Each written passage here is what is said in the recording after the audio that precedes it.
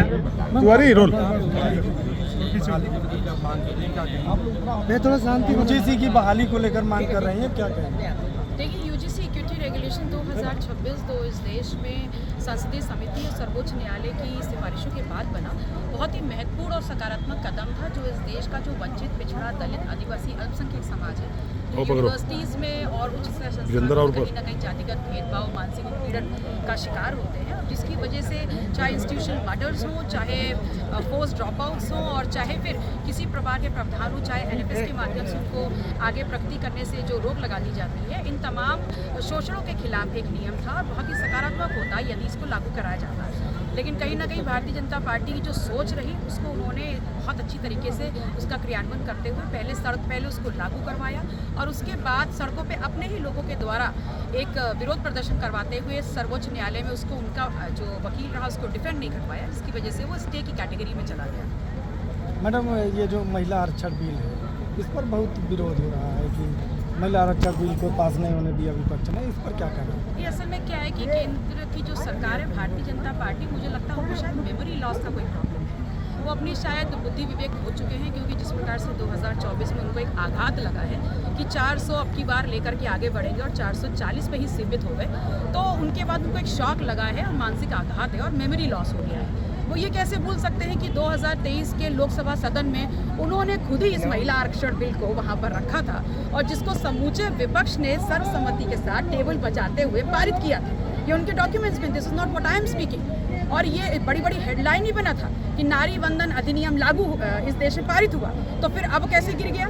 जो एक बार पारित हो गया, अब बात थी उसको लागू करने की। और जब विशेष 3 दिन का सत्र बुलाया गया 16, 17, 18 अप्रैल का, तो उस दिन प्रथम दिन जब चर्चा चल रही थी संविधान संशोधन 132 संस्करण पे, और जब चर्चा चल रही थी कि इस देश में परिसीमन होना चाहिए, डिलिमिटेशन, उस दिन चोरी छुपे जो केंद्र की सरकार है, उन्होंने 16 अप्रैल की रात को इस विमेन रिजर्वेशन बिल को लागू कर दिया, जिसका नोटिफिकेशन भी आप लोगों ने देखा होगा, वो भी पेपरों में बड़ी बड़ी हेडलाइंस बना। तो फिर विमेन रिजर्वेशन पारित होने के बाद, इस देश में लागू होने के बाद गिर कैसे गया? जो गिरा है वो गिरा है डिलिमिटेशन, जो गिरा है वो पूरे, मैं तो बार बार सैल्यूट करूंगी समूचे विपक्ष को कि उन्होंने महिला और पुरुष की जीत और हार से ऊपर उठ करके इस देश के लोकतंत्र को बचाने का काम किया, और इस देश के संविधान को सबसे आगे रखते हुए, जो संविधान में प्रदत्त चीजें हैं, नियमों कानून का हवाला देते हुए डिलिमिटेशन और कॉन्स्टिट्यूशन संशोधन के बिल को गिराने का काम किया है। लेकिन भारतीय जनता पार्टी जो है सीआरओ की पार्टी है, वो कभी नाक सीधे नहीं पकड़ती, घुमा के पकड़ती है। वो अपनी जो हार है उसको बताना नहीं चाह रहे, कहीं वो गुणा गणित में फेल हो गए, उसको बताना नहीं चाह रहे, इसलिए इस देश की आधी आबादी को विपक्ष के खिलाफ भड़का रहे। लेकिन जनता बहुत ही ज्यादा चतुर और चालाक है, उनको पता है कि एक जो विनियम पहले पारित हो चुका है और जो इस देश में लागू हो चुका है, अब बात सिर्फ इतनी है कि आरक्षण आप घोषित कब करेंगे। हम तो कह रहे हैं, विपक्ष में है, हम कह रहे हैं कि जो भारतीय जनता पार्टी की केंद्र की सरकार है, बुलाए एक सत्र और उस दिन वोटिंग करा ले। जो 543 सीटें हैं उसमें महिला आरक्षण 33% नहीं 50% आप दीजिए, समूचा विकास उसका समर्थन करेगा। सीएम ने कहा है कि विपक्ष को भारी पड़ेगा, इस बिल का विरोध करना विपक्ष को भारी पड़ेगा। देखिए, किस पे भारी पड़ेगा ये तो वक्त बताएगा, लेकिन सबसे गहरी बात यह है कि इस देश में लोकतंत्र, समूचे विपक्ष ने एकजुट होकर के लोकतंत्र और संविधान को बचाया है, ये जरूर बहुत महत्वपूर्ण है। जब उन्नाव में रेप हो रहा था, बलात्कार हो रहा था, इस देश का प्रधानमंत्री चुप्पी लगाए बैठा था। जब मणिपुर में औरतों को निर्वस्त्र करके घुमाया जा रहा था, तब इस देश का प्रधानमंत्री चुप्पी लगाए बैठा था।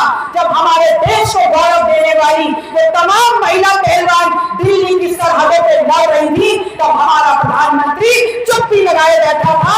और आज वो प्रधानमंत्री जिनका नाम एप्स्टीन फाइल में आ चुका है, वो प्रधानमंत्री इस देश की आधी आबादी की सुरक्षा, समता और हिस्सेदारी की बात करके हो रहा है। एक बात समझ लीजिएगा, जो संसद में पिछले 3 दिन में हुआ, वो कहीं से भी महिला आरक्षण बिल के लिए नहीं था।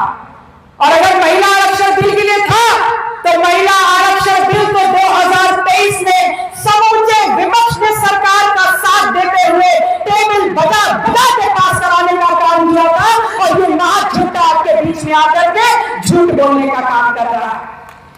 और जिसको उन्होंने पास कर दिया 2023 में, वो इस देश में लागू हो गया उस दिन, वो 16 अप्रैल 3 दिन पहले, जब जनता पार्टी की केंद्र सरकार ने 16 तारीख की रात को ये महिला आरक्षण बिल इस देश में लागू कर दिया। सब लोगों ने पेपर में पढ़ा होगा कि विमेन रिजर्वेशन बिल का से कहते हैं कि इस देश में ये लोग पढ़ने नहीं जा सकते क्योंकि गधों को घोड़ा हम बनने नहीं देंगे। तब सर्वोच्च न्यायालय जाग गया और आपकी बच्चों की पढ़ाई और जिंदगी को सुरक्षित करने वाले उस अधिनियम पर स्टे लगा दिया। पता है क्यों स्टे लगा दिया? इसलिए स्टे लगा दिया क्योंकि जो सड़क पर विरोध कर रहे थे और जो सर्वोच्च न्यायालय में बैठे हैं वो एक ही थाली के चट्टे बट्टे, वो एक ही जमात के लोग हैं जो कभी नहीं चाहते कि इस देश का 85% जो खेत खलिहान में रहने वाला, जो दिन रात मजदूरी करने वाला, जो इस देश की सीमाओं को सुरक्षित रखने वाला कमेरा समाज है, उसके बच्चे पढ़ लिख जाए, स्थापित होगा, IAS डॉक्टर इंजीनियर बन जाए। वो तो सिर्फ इतना चाहते हैं कि आप धर्म के नाम पर अंधे होकर के बार बार उनके नाम पर उनके पक्ष का वोट गिराते रहो और उनकी सत्ता को बार बार बनाते रहो। इसीलिए ये तमाम तांडव हुआ।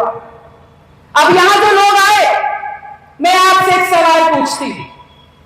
आप लोग हमारा सोशल मीडिया देखते हैं ना, हमारे भाषण सुनते हैं ना, देखते हैं कि नहीं देखते हैं? सही से बताइए। देखते हैं।